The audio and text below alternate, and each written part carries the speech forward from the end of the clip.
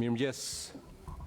Siç edhe kemi bërë me dije, sot mbledhjen e grupit do ta fillojmë me prezantimin e një nisme të ndërmarrë nga 3 antarë të grupit tonë parlamentar, si deputet firmtar, kryeministri Edi Rama, unë si kryetari i grupit, edhe kryetari i Komisioneve për Çështje Ligjore. Bëhet fjalë për një nismë ligjore e cila bazohet, sikurse e përcakton Kushtetuta në nenin 81, por dhe në nenin 68 rregullores, për disa ndryshime në ligjin për kodin e procedurës penale në Republikën e Shqipërisë. Kjo nisëm synon që të adresoj një mangësi që ka në rastin e përcaktimeve në nenin 242 të kodit procedurës penale dhe për ta sqaruar më së miri për publikun, dua që t'ia kaloj fjalën në fillim kolegut Ulsi Manja, i cili të bëj prezantimin e nismës. Ulsi, fjala për ty.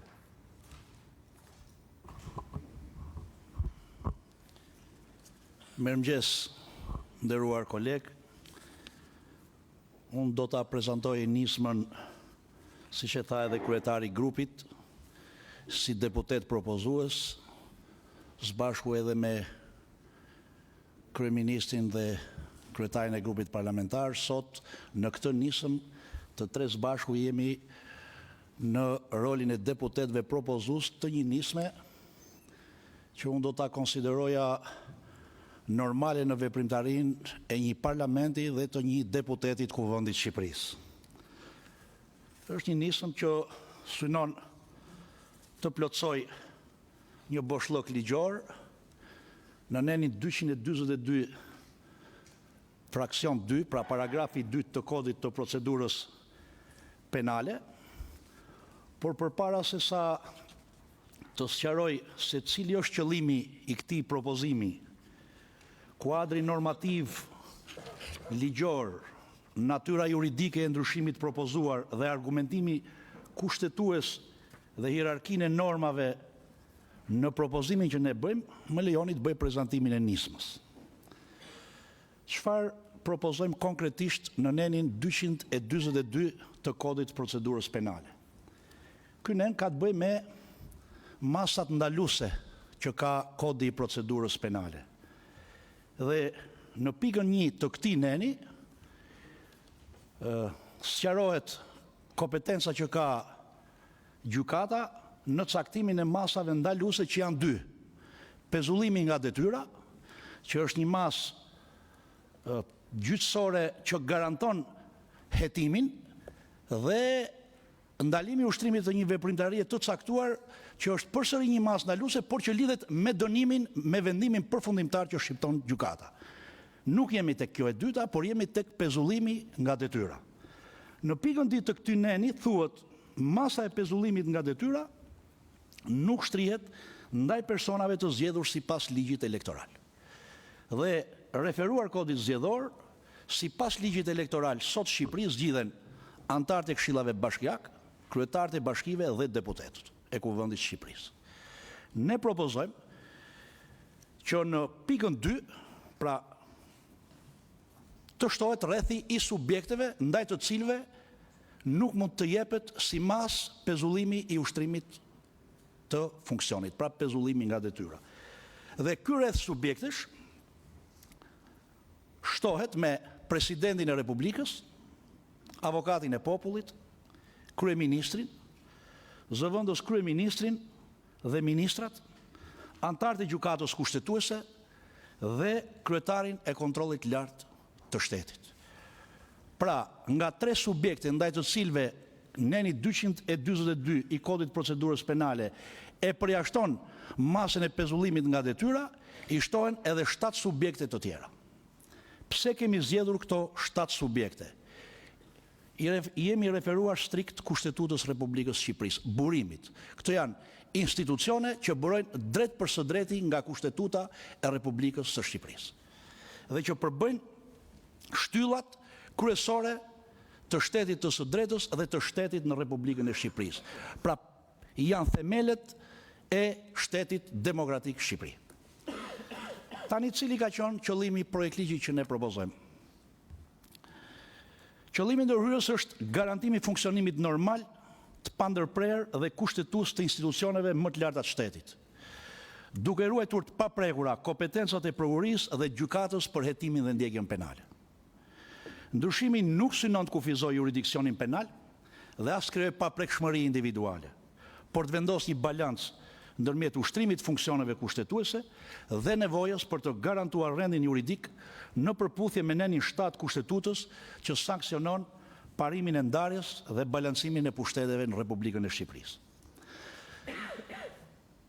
Tani, duhet të bëjmë të qartë në aspektin e kuadrit normativ dallimin ndërmjet masave. Është shumë e rëndësishme të bëhet me dije për opinionin publik, por dhe për kolegët deputet. Kodi i procedurës penale bën një dallim të qartë ndërmjet masave shtrënguese dhe ndërmjet masave ndaluese. Masa shtrënguese parashikohen në nenin 232 të kodit të procedurës penale dhe janë masa sigurimi personal që kufizojnë drejt për drejt lirinë fizike të individit, duke filluar që me ndalimin e daljes së shtetit, detyrimin për paraqitje, garancinë pasurore dhe përfundojnë me arrestin në shtëpi ose arrestin në burg. Këto masa prekin drejt për drejti lirinë personale që garantohet në nenin 27 të Kushtetutës Republikës Shqipërisë dhe vendosen vetëm me vendim gjykate.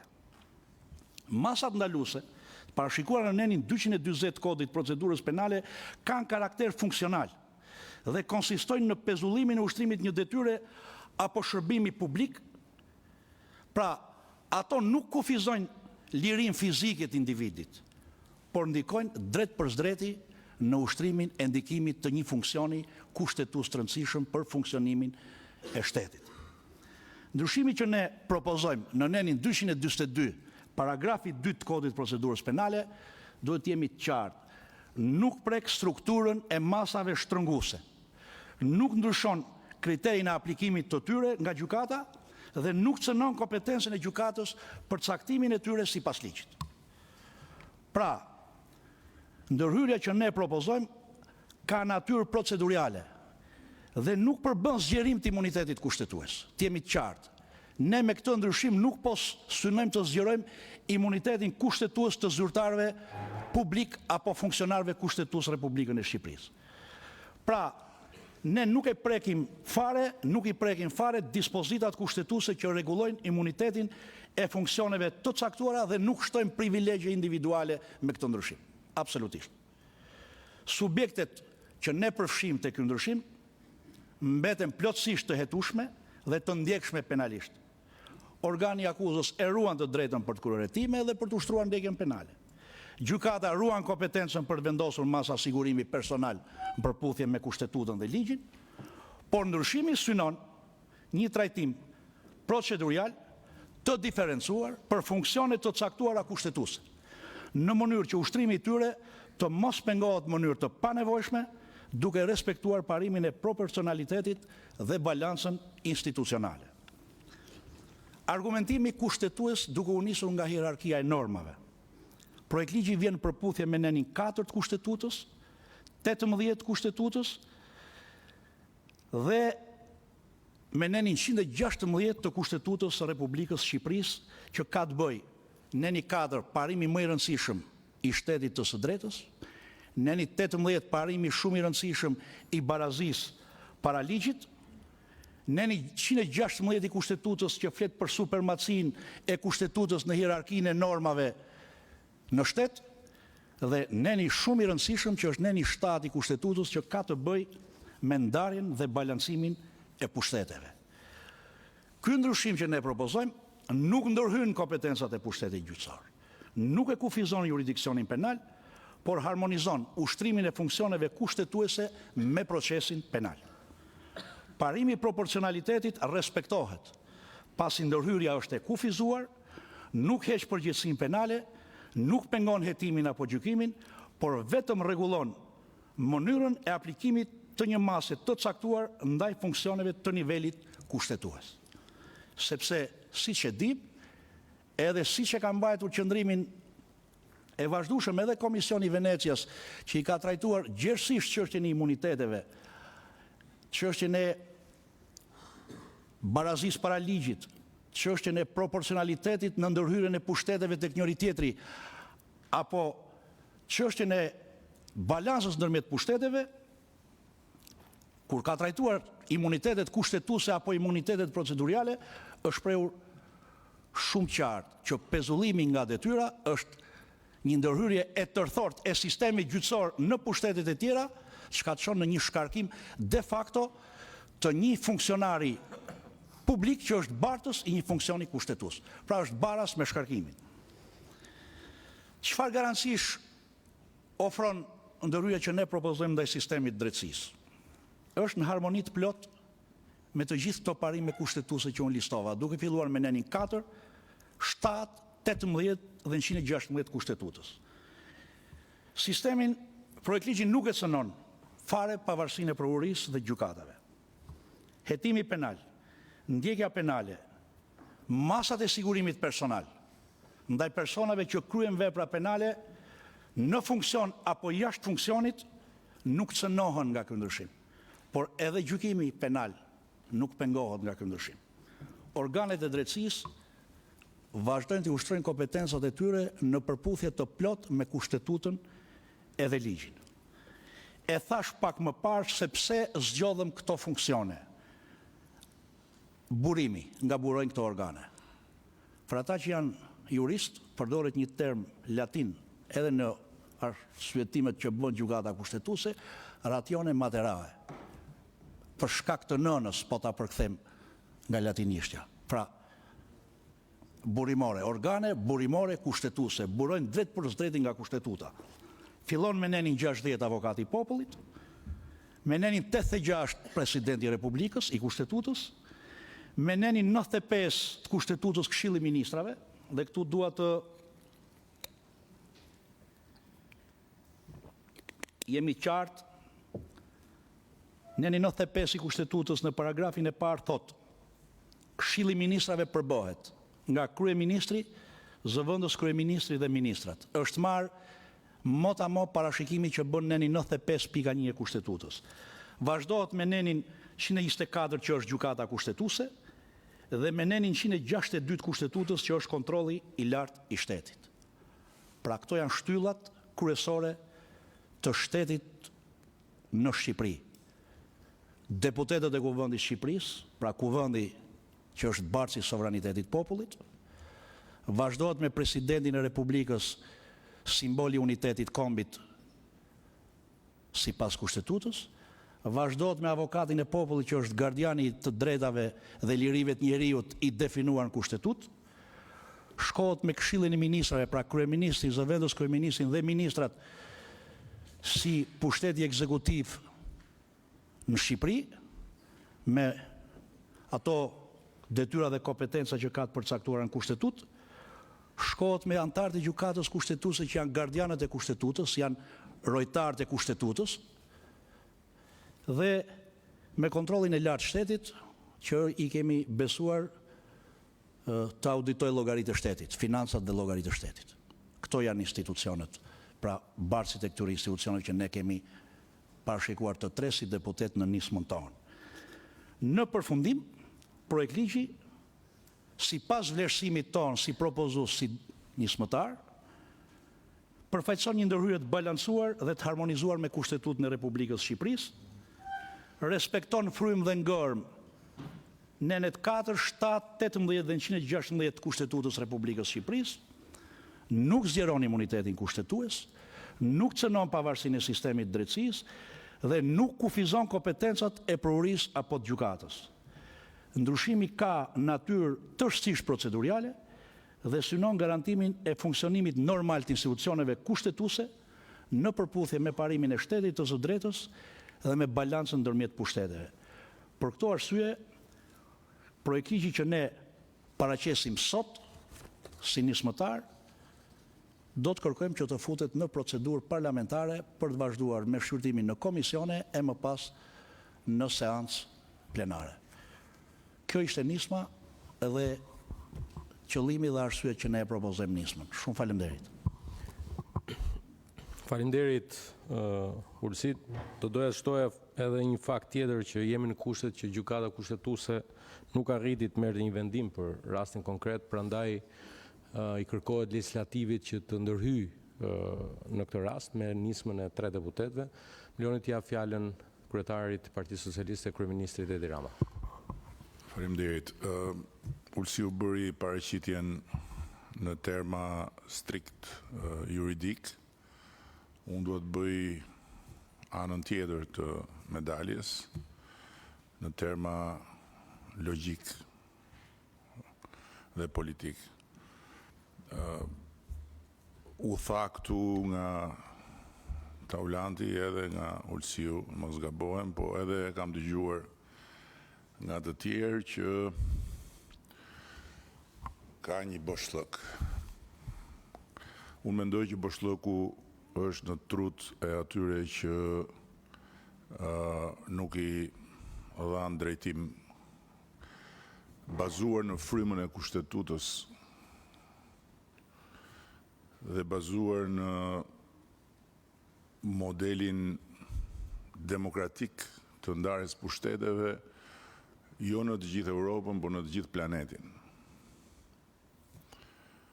Dhe natyrisht, kur them boshllëku në trut atyre që nuk i dhanë drejtim, kam parasysh jo personat veçantë, po kam parasysh kulturën e dobët demokratike dhe të shtetit ligjor që ka Shqipëria për shkak të traditës vet. Sepse nuk është nevoja të jetë çdo gjë e shkruar në gërmën e ligjit, nëse në frymën dhe ngërmën e kushtetutës janë të qarta orientimet për të gjithë ata që jetojnë nën atë kushtetutë. Dhe faktikisht ajo që e bën skandalos, të pa justifikueshëm dhe të pa pranueshëm pezullimin nga një prokuror dhe një gjykatës në një seancë paraprake, pa filluar akoma as gjyqi për një antar të kabinetit qeveritar, është fakti se pezullimi nuk cënon personin, i cili prezumohet që është në një proces hetimi. Pezullimi cënon funksionin. Dhe të gjitha ato funksione që solli në vëmendjen tuaj kryetari i Komisionit Ligjeve si pjesë e këtij grupi nismëtar për këtë ndryshim, janë funksione të cilat nuk ushtrohen dot pa personin. Pra në momentin kur pezullohet një ministër, nuk pezullohet thjesht vajtja në punë e një individi, pezullohet puna e një institucioni. Mjafton t'ju sjell këtu një nga momentet që pasojnë, që ajo ministri nuk ka më kapacitet të propozoj asgjë në Këshillin e Ministrave, sepse nuk përfaqësohet nga personi i ngarkuar si përfaqësues i vullnetit kushtetues. Kaq duhet mjaftonte për ta mbyllur këtë debat absurd dhe për të mos u hedhur 100 veta pas një budallai që hedh një gur në lum. Por ja që nuk ndodhi kjo. Nuk mjaftoi fakti që nuk ekziston asnjë rast i vetëm në Europë, në historinë e demokracisë, një i vetëm, ku t'jetë pezulluar një antar i qeverisë nga një prokuror dhe një gjykatës. Nuk mjaftoi fakti që nuk ka ndodhur asnjëherë një i vetëm rast, dhe e them këtë me përgjegjësi të plotë, sepse i kemi parë rreth e rrotull globit të sistemeve dhe vendeve demokratike, që t'jetë pezulluar një antar kabineti për t'i dhënë drejtim këtij procesi. Por në vend se të merret një vendim i bazuar në arsyen kushtetuese, merret një vendim i bazuar në arsyet politike dhe në nevojat e brendshme të njërit e tjetrit për të mbajtur ekuilibra politik. Dhe këtu duhet theksoj diçka që nuk është thjesht në Shqipëri, është edhe në vende më të zhvilluara se Shqipëria, që ne kemi antarë të gjykatës kushtetuese të Republikës së Shqipërisë që nuk kanë dhënë kur një vendim të vetëm që të jetë një vendim në anën e qeverisë.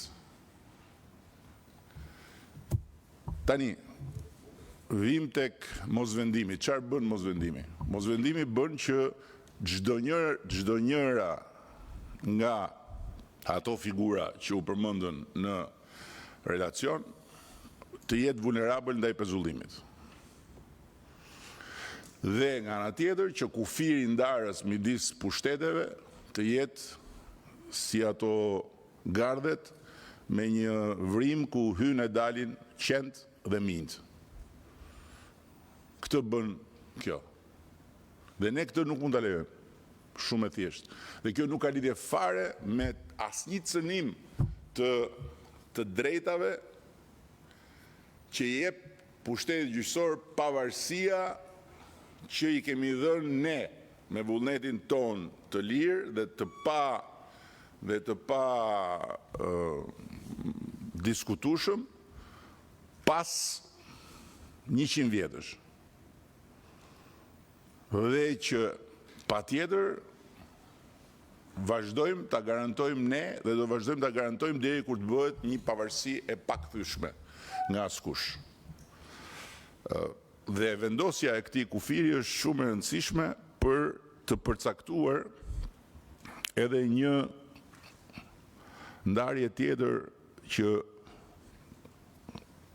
e vëre me keqardhje nuk ekziston në mendjen e shumë kujt.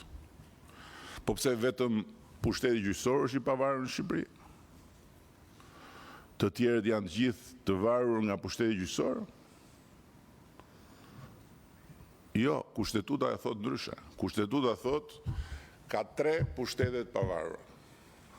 Që do thot përveç gjyqësorit është edhe legislativi, edhe ekzekutivi. Tani, për çfarë jemi të pavarur ne në raport me gjyqësorin? Dhe ku gjyqësori nuk duhet ta imagjinoj se mund të hyjë në territorin ton. Kur them ton, kam parasysh ne sot, të tjerët nesër mbas nesh, por kam parasysh pushtetin legislativ dhe pushtetin ekzekutiv që buron nga i pari, por që është i pavarur edhe ky nga i pari. Ne jemi të pavarur në të drejtën për të marrë vendime. Vendimet tona janë sovrane dhe nuk ka prokuror dhe nuk ka gjykatës që t'i vërin diskutim dot. Për sa kohë janë vendime të cilat nuk burojnë nga qëllime të pashpallura. Dhe ai pushtet i pavarur prej nesh është pikërisht për të vigjiluar nëse vendimet tona janë vendime të cilat burojnë vetëm nga qëllimet e shpallura. Për të vigjiluar bazuar mbi prova dhe mbi fakte. Jo për të vigjiluar bazuar në vënien në dyshim të çdo vendimi dhe në marrjen e vendimit të pezullimeve si të ishin simite, njerëzit që pezullohen. Dhe këtu nuk kam fare parasysh rastin konkret të qeverisë, kam parasysh një sër drejtuesish të agjensive shtetërore që janë pezulluar pa asnjë arsye. Duke bërë pezullimin e institucionit psikologjikisht në këtë rast, jo se nuk zëvendësohet dot drejtuesi, sepse drejtuesit janë pezulluar, janë zëvendësuar, po kjo histori e goditjes vazhdueshme të burimeve njerëzore të këtij vendi dhe të administratës së këtij vendi, bazuar në të ashtu quajturin në thojza dyshim të arsyeshëm, është një histori me cilën Unë personalisht nuk pajtohem dhe ne nuk mund dhe nuk do pajtohemi. Sepse cënohet pikërisht ajo që thash. Territori i pavarësisë kushtetuese të pushtetit ekzekutiv dhe territori i të drejtave dhe lirive të njerëzve të cilët duhet të qeverisin dhe të administrojnë punët e këtij vendi.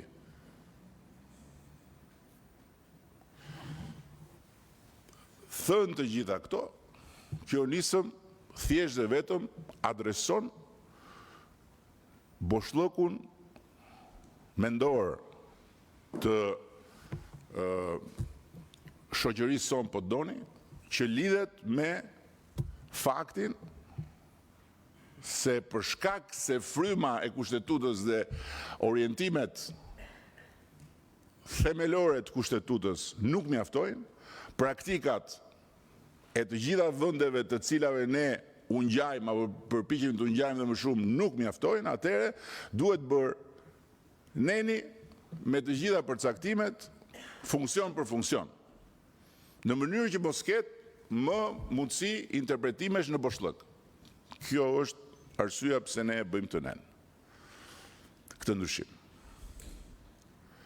Dhe kush e lidh këtë me rastin konkret, bën një gabim shumë të madh sepse kjo nuk ka lidhje me rastin konkret. Rasti konkret ka rrugën e vet, nuk ka fare lidhje me pezullimin.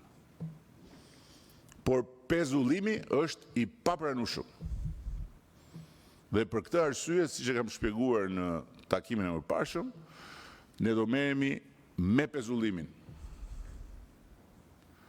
për ta refuzuar me vullnetin e shumicës në kuvend ndërhyrjen në territorin kushtetues të pushtetit ekzekutiv.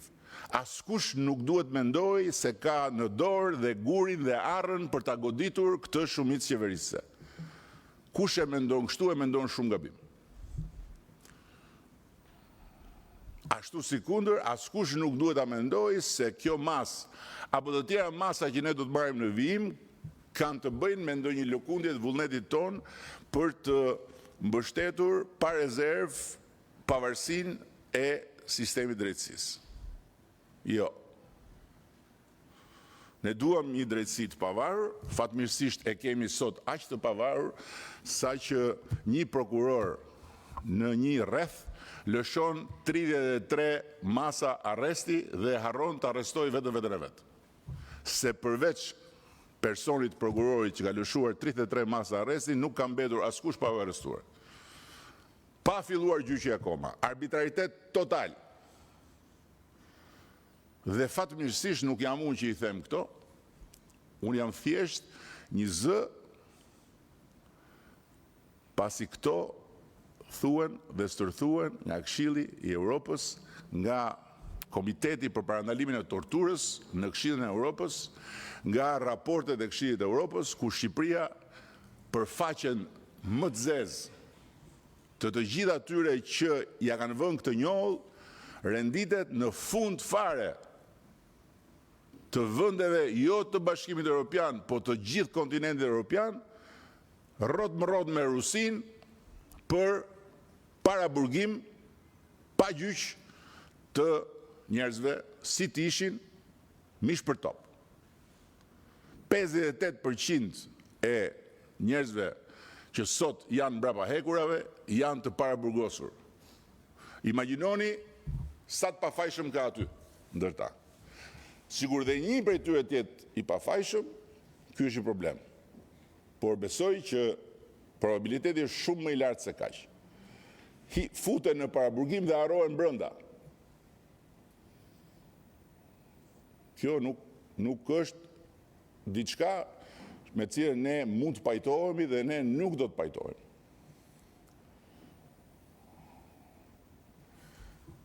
Dhe për sa i përket pastaj çështjes së rastit konkret, e përsëris, rasti konkret është në një tjetër proces. Nuk është më i lidhur me pezullimin. Dhe që ti jemi shumë të qartë bashkë, Belinda Balluku ma ka dorëzuar 3 herë dorëheqjen. i kam atje në dosje. 3 herë. Një herë kur ju ngrit akuza, herën e dytë kur ju bë pezullimi i parë dhe herën e tretë mbasi gjykata kushtetuese nuk mori vendim. Dhe të 3 herët jam unë që e kam refuzuar dorëheqjen. Sepse dorëheqje nën presionin e një fuqie që ka dalë nga territori i vet dhe është futur në territorin e pavarësisë pushtetit ekzekutiv nuk ka. Dhe jam falenderues për faktin që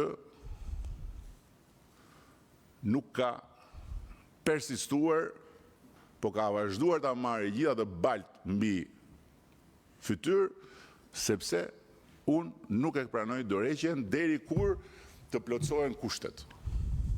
Dhe se kur plotësohen kushtet nuk e përcakton dot as prokurori, as gjykatësi i seancës paraprake, as media dhe as gjyqi popullor.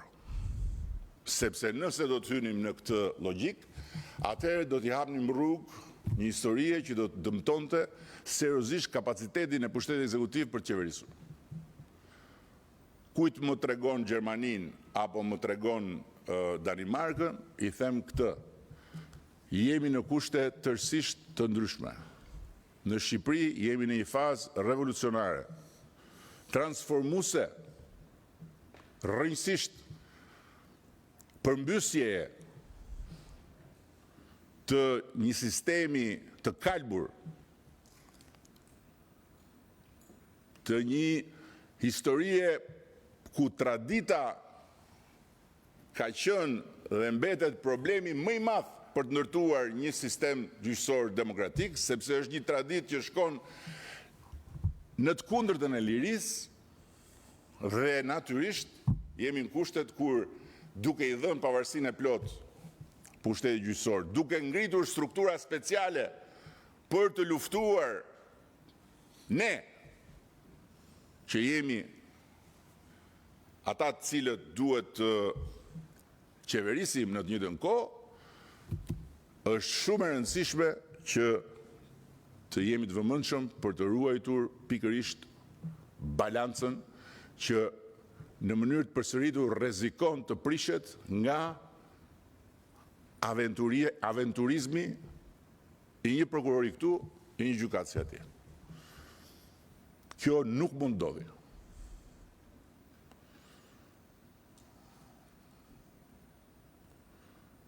Dhe në ndërkohë, duhet jemi shumë të qartë dhe për një gjë tjetër. Kur vjen puna tek personat me ta shtuqyer në imunitet, në Shqipëri nuk ka imunitet ndaj hetimit. Në Shqipëri ka imunitet vetëm për të siguruar që liria e personit, liria individuale e personit cënohet vetëm me një arsye të fortë. Nuk ka imunitet ndaj hetimit në Shqipëri. Në Gjermani duhet shkosh të kërkosh leje që të fillosh hetimin, siç e kemi pasur ne shumë vite përpara. Edhe në shumë vende tjera të Evropës duhet shkosh kërkosh leje të fillosh hetimin. Në Shqipëri nuk i merr leje askujt për të filluar hetimin dhe mund vendosësh në hetim çdo qoftë, presidentin, kryeministrin, ministrat, çdo qoftë, me të gjitha instrumentat që ka hetimi dhe askush të pengon. Kur vjen tek imuniteti për të kërkuar kufizimin e lirisë, aty pastaj nuk është më çështje e hetimit, çështje e personit. Dhe aty sigurisht që ka një proces tjetër paralelisht që ne do ta zhvillojmë duke qenë shumë të vëmendshëm dhe natyrisht gjithmonë në respekt të pavarësisë së pushtetit gjyqësor dhe të drejtësisë për të bërë punën e vet. Por ama secili duhet ta bëj punën e vet. Nuk jemi këtu që drejtësia të bëj punën e vet, ne të bëjmë punën e drejtësisë. As në sensin pozitiv, as në sensin negativ. Ne jemi këtu për të qeverisur, për të marrë vendime, për të çuar përpara proceset tona, për të realizuar programin tonë qeverisës, për të mundësuar zhvillim ekonomik,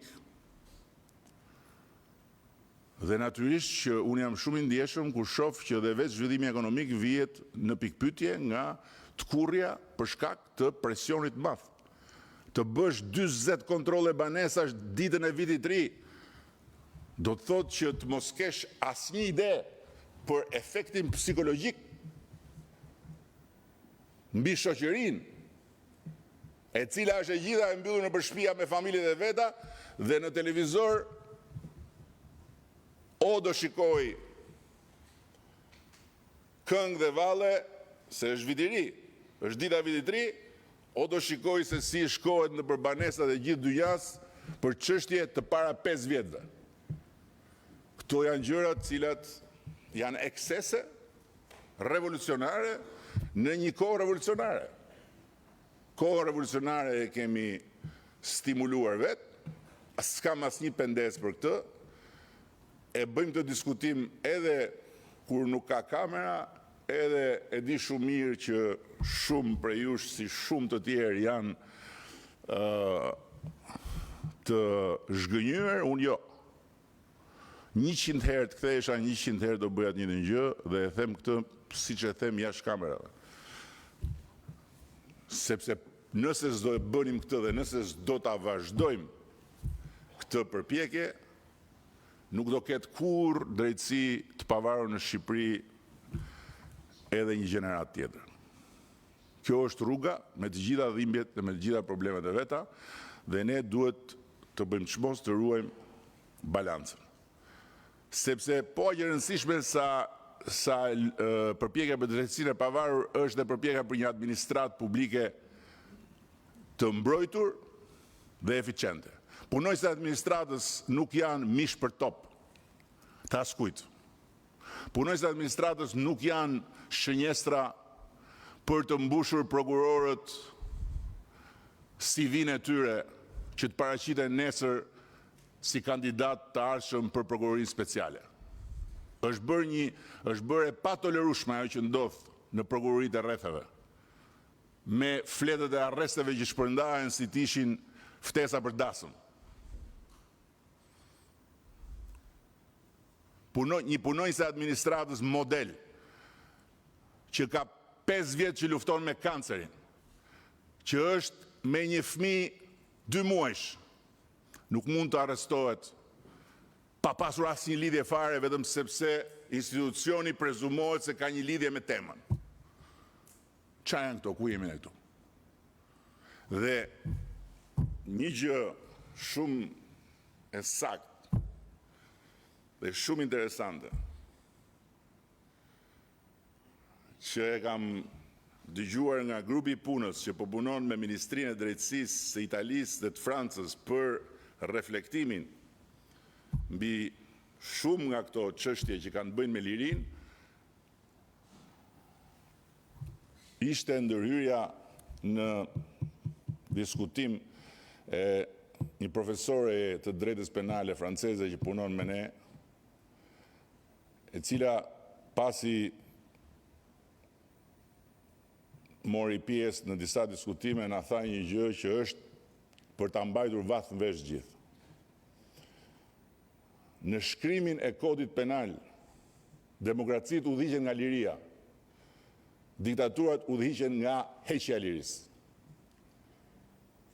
Dhe problemi kryesor që ju keni, tha, duke dëgjuar gjithë diskutimet tona, është se ju jeni akoma në mentalitetin që kodi penal bëhet për të hequr lirinë.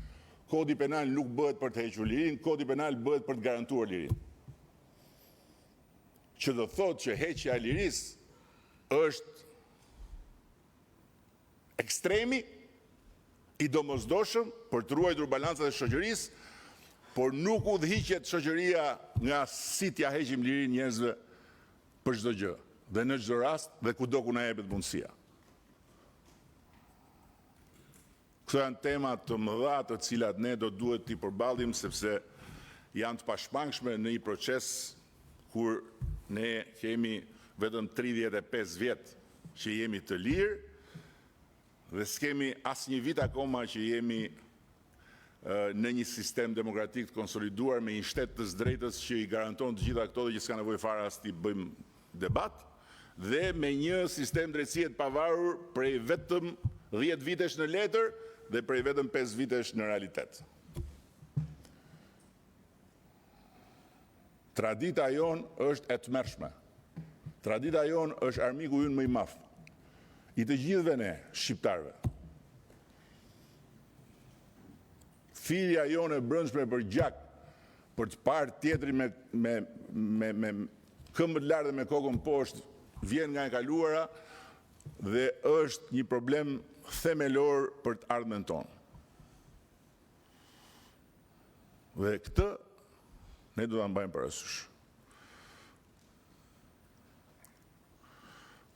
Duke e mbyllur, dua të them që nisma thjesht dhe vetëm adreson një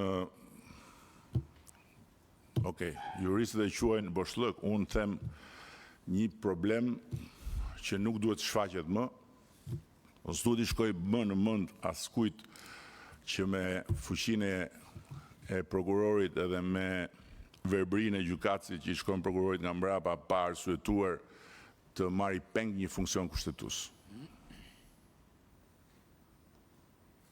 Kjo është kaq dhe është e thjeshtë. Ndërsa rasti konkret është në proces në Kuvendin e Shqipërisë dhe do trajtohet me gjithë përgjegjësinë që ne kemi si shumicë qeverisëse. Dhe kush i lidh të dyja duhet të ketë parasysh që edhe në aspektin kohor, nëse unë nuk gaboj në llogarinë e kohës, Parlamenti do të shprehet përpara për imunitetin dhe më pas do të kaloj në vot ky ndryshim. Kështu që s'ka asnjë lidhje me rastin konkret. Kjo është dhe natyrisht që për aspektin tjetër nuk është kjo dita për të folur. Do flasim në momentin e dur kur të bëhen gjitha procedurat e tjera. Këto kisha unë. Faleminderit. Faleminderit, Betar. Siç e tha me drejt kryeministri, kjo është një nisëm e cila prek kodin e procedurës penale, nuk shqyrtohet me procedurë të përshpejtuar sipas parashikimeve që ka kushtetuta. Ndërkohë që në fund të këtij komunikimi dua të them edhe diçka të fundit që ka të bëjë me garancitë ndaj sistemit të drejtësisë për t'i përmbledhur ato që u thanë. E para, mbi të gjitha, nuk cënohet pavarësia e prokurisë dhe gjykatave me këtë nismë që kemi ndërmarrë. E dyta, hetimi penal, ndjekja penale dhe gjykimi mbeten të paprekura. E treta, kompetencat e organeve të drejtësisë mbeten të paprekura sipas kushtetutës dhe sipas ligjit. E katërta, nuk krijohet asnjë mburoj ndaj përgjegjësisë penale. Dhe e pesta, nuk përjashton asnjë subjekt nga jurisdiksioni penal. Për të qenë të qartë, 5 arsye për cilat paprekshmëria dhe pavarësia e sistemit të drejtësisë garantohet edhe përmes kësaj nisme. E mbyllim këtu këtë komunikim publik. Faleminderit mediave për të kaluar në një diskutim më të gjerë brenda grupit ton parlamentar për këtë çështje.